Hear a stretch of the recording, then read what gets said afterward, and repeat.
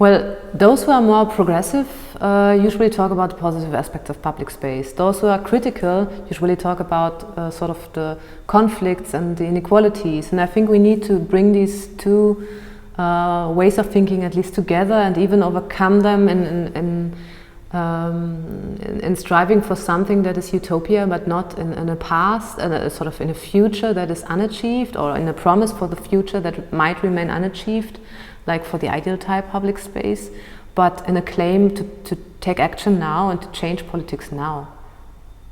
Well, I think, what I talk about, or what I will talk about tonight, is that social resilience is happening everywhere already. I mean, it means basically, or I will say that as well tonight, that social resilience, in my opinion, is the capacity of people to create solutions together.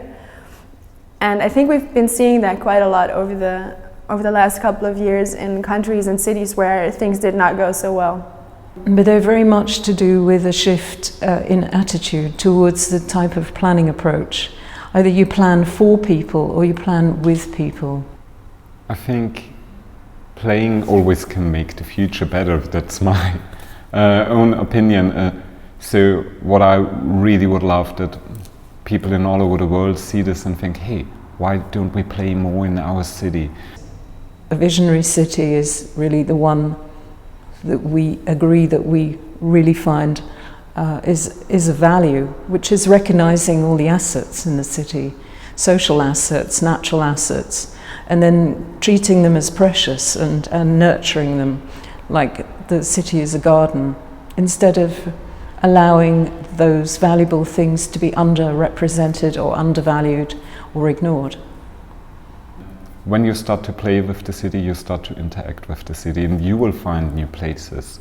So I think that can start a lot of other progresses. It's, I think, the very first step for exploring the city.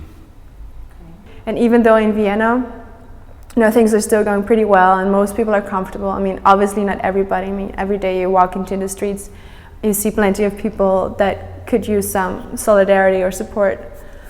But still, for most of us, I think Vienna is a pretty comfortable city to live in. But, I mean, considering everything that's going on in the world, the chances that it will always be that way are quite small.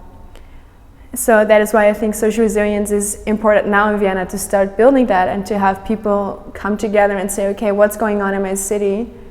How does it affect me? How does it affect the people that might have less means than I do?